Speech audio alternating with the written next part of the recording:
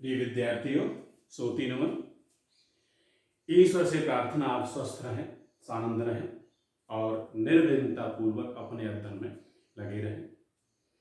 कल अर्थात हमने अगले वीडियो में, इससे पहले जो वीडियो था उसमें हमने आपको अपनी पाठ्य पुस्तक आरोह के द्वितीय पाठ पतंग के 2 खंडों के बारे में बता चुके हैं। आज हम उसी पाठ के तीसरे खंड अर्थात अंतिम पद के बारे में चर्चा करते हैं। विश्वास है आप समझेंगे और ठीक तरह से हृदय में धारण करने की कोशिश करेंगे। देखें, सबसे पहले हम काव्यांश का वाचन करते हैं। पतंगों की साथ साथ वे भी उड़ रहे हैं अपने रंध्रों के सहारे, अगर वे कभी गिरते हैं छतों के खतरनाक किनारों से, और बच जाते हैं तब तो, और बच जाते हैं तब तो, और निडर होकर सुनहले सूरज के सामने आते हैं, सुनहले सूरज के सामने आते हैं। पृथ्वी और भी तेज घूमती हुई, पृथ्वी और भी तेज घूमती हुई उनके बेचैन पैरों के पास आती है। पृथ्वी और भी तेज घूमती हुई आती है उनके बेचैन पैरों के पास, आती है उनके बेचैन पैरों के पास। पतंगों के साथ साथ वे भी उड़ रहे हैं। इस तरह से इस काव्यांश में कवि श्री आलोक धनवा जी ने बच्चों की उन्मुक्तता, बच्चों की प्रमुदता, बच्चों की प्रफुल्लता का बड़ी सहजता से वर्णन किया है। सबसे पहले हम काव्यांश के कठिन शब्दों के बारे में समझते हैं। रंध्रों, रंध्रों का मीन्स होता है जो हमारे रोए होते हैं, छिद्र होते हैं, उन्हें रंध्रों बोलते हैं। किनारे, किनारे में छत का अंतिम छोर, अंतिम भाग जहां छत समाप्त होती है। निडर, निडर का अर्थ होता है निर्भयता पूर्वक, निडरता पूर्वक, बिना डर के, निर्भीक। सुनहरे का अर्थ होता है सुनहरा। सूरज, सूरज का अर्थ होता है सूर्य। घूमता, घूमते हुए। बेचैन, बेचैन का अर्थ होता है व्याकुलता से। अब हम इस काव्यांश का भावार्थ, इसकी व्याख्या देखते हैं।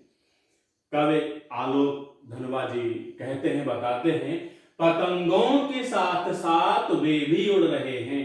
यानी बच्चों की बाल सुलभ क्रीड़ाओं को देखते हुए कविवर श्री आलोक धनवा जी कहते हैं कि बच्चे इतने प्रमुदित हैं, बच्चे इतने प्रसन्न हैं कि ऐसा जान पड़ रहा है कि पतंगों के साथ साथ वे भी आसमान में उड़ते हुए नजर आ रहे हैं, वे भी आसमान में उड़ रहे हैं अपने रंध्रों के सहारे, अपने रोम छिद्रों के सहारे। वह भी आकाश में बच्चे भी उड़ते हुए दिखाई दे रहे हैं।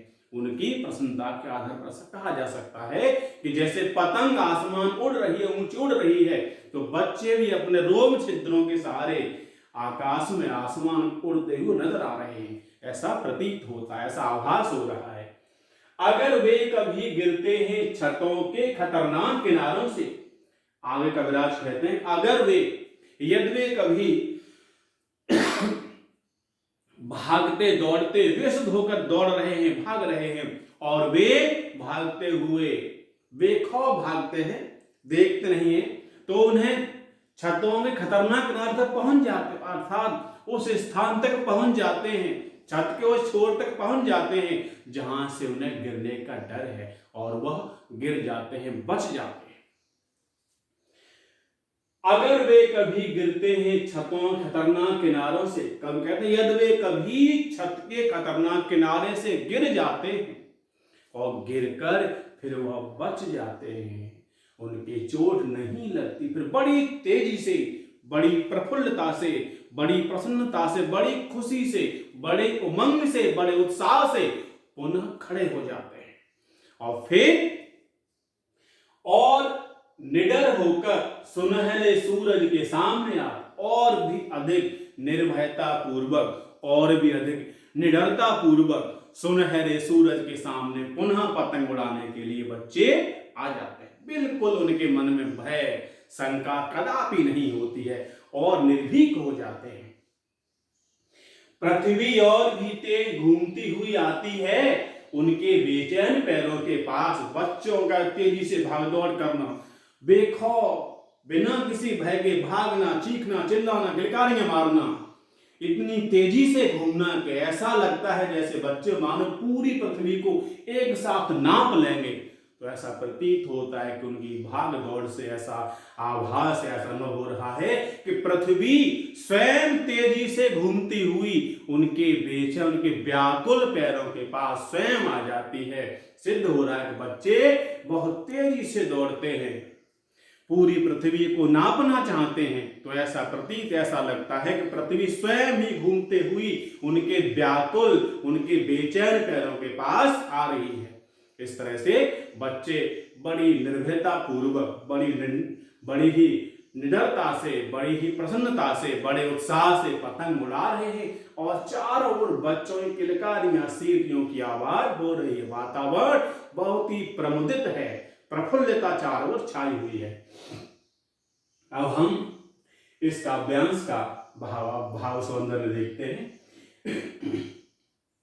इसमें कवि श्री आलोक धनवा जी ने बच्चों की निडरता का वर्णन किया है। बच्चे छतों खतरनाक किनारों से गिर जाते हैं और गिरकर वे पुनः दुगने उत्साह से, दुगने वेग से उठ दौड़ने, भागने लगते हैं, बच जाते हैं, सूर्य के सामने फिर बड़ी निर्भीकता से आ जाते हैं। और बच्चों की उड़ती हुई पतंग ऐसा प्रतीत हो रहा है कि जैसे पतंग उड़ रही है, उसके साथ साथ बच्चे भी अपने रोम छिद्रों से आकाश में उड़ रहे हैं। इस तरह से कवि ने यहाँ बच्चों की प्रमुखता, उनकी पतंग के सहारे बच्चों का उड़ना और उनकी निर्भीकता का वर्णन किया है।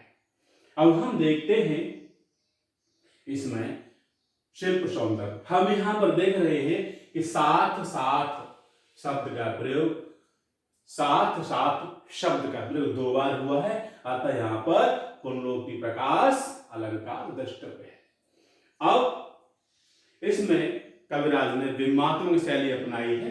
तो यहाँ पर दृश्य बिंब है, अपने रंध्रों के सहारे अगर वे कभी गिर जाते हैं छतों में खतरनाक किनारों से, दृश्य बिंब है।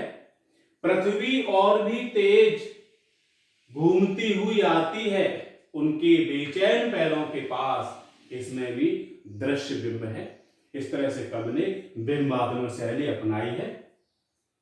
और हम देख रहे हैं यहाँ पर सुनहले सूरज, इसमें अनुप्रास अलंकार भी है।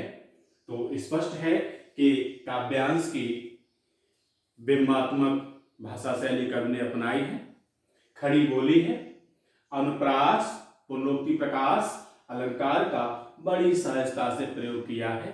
लयात्मक और स्वाभाविक गेय सहज साहित्यिक भाषा कविराज ने प्रयुक्त की है। इस तरह से हमारा यह काव्य सौंदर्य हमारा पूरी तरह से अद्वितीय है।